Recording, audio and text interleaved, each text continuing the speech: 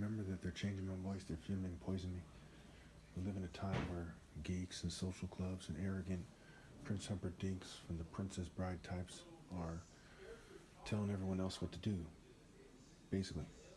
All the martial artists, if you want to call them that, are playing the devil's game. And everyone is playing stupid about the deeper implications of my challenge, and there isn't a single attractive female on the planet that has sound romantic judgment. And everyone else obviously is playing the devil's game. So other females who aren't attractive are unattractive and playing the devil's game. And when we look at the pictures on the screen, there's everything from, weird looking demon, either a book or a movie called The Devil's Game. There's some kind of crazy looking female. There's a chess game being played with a female who looks like she's under mind control or she's out of her mind one way or another.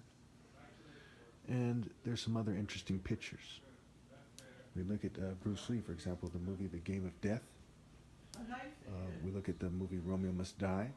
And one might argue that these ideas aren't meant to be put side by side, but they are a glimpse of the society and the thinking in the society that we live in. It's an understanding the global kind of thinking of the inhabitants of the earth.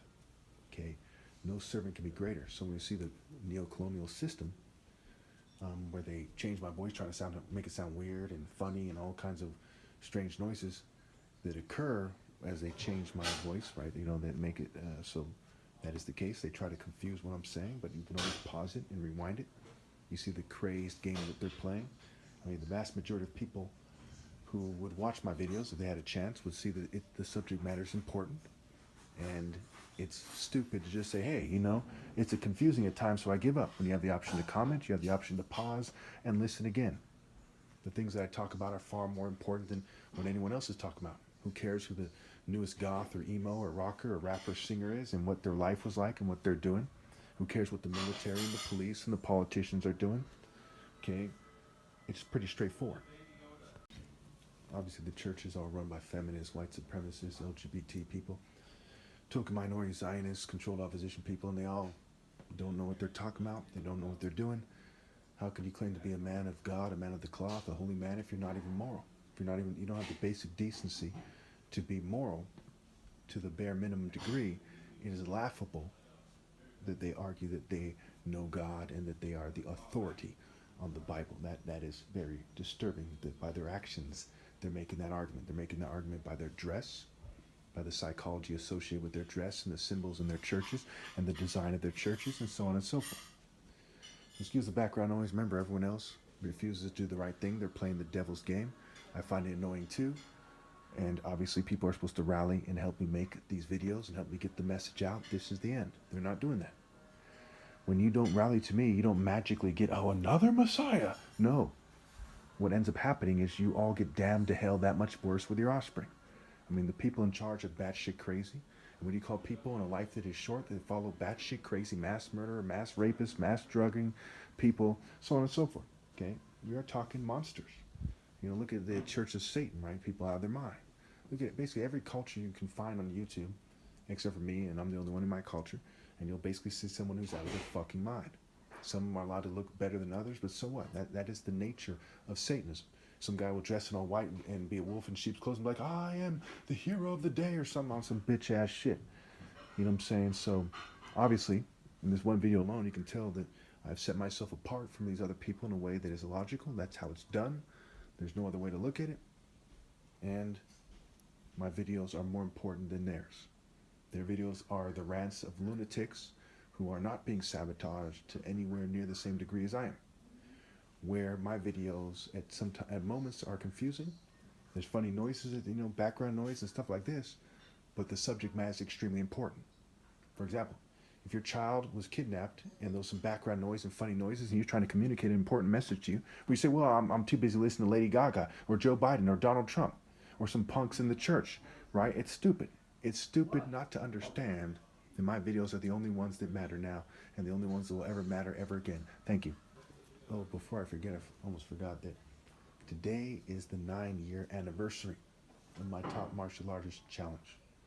It is now exactly 9 years to the day, and it's been 9 years to the year for quite some time now, but it's now 9 years to the day. And so we are going on 10 years. If I'm still alive next year on this day, it will be 10 years. There's no martial art challenge in human history that can brag about a global challenge where there's viewers who have connections all over the world. There's telephones, there's the internet. There's all kinds of ways for these people in their massive martial arts schools and systems to communicate with each other. And certainly, you know, when you're a martial artist, you transcend, if you're a true martial artist, you transcend the world. So you're not going to say, hey, you know what, the government doesn't want me to accept this challenge. That's not going to be an excuse. Okay? If a demon comes into this world, or an angel, and they say, or Christ in my case, and they say, hey, I challenge you all. Okay, only a dumbass who's some kind of bootlicking coward, hardly an excuse for man, much less a true martial artist, okay, would say, hey, we're not allowed to. That's some bitch ass shit. And who among you would argue that after all they put me through, they don't owe me $1 billion plus this planet, and especially this government, this societies, these groups that are doing it. So what is $10 million to the extreme amount of money that society owes me? And there's $60,000 if I don't get compensated. Okay? And of course, I have to be allowed to recover for a certain reasonable amount of time. My martial art challenge is the most important challenge in human history. Okay? What is going on is everyone else is like the Jews who fled from Goliath, tail tucked. I'm standing 10 toes down. And some people are still looking in the sky like, where's Christ? Because they were raised by fools. And they go, the churches of fools, the mosques and synagogues of fools who did not say, hey, hello. We're talking about Royal African Falcon martial arts here when we're talking about the divine order. We're not talking about, taking the story literally. Only a fool would take the story literally. Okay?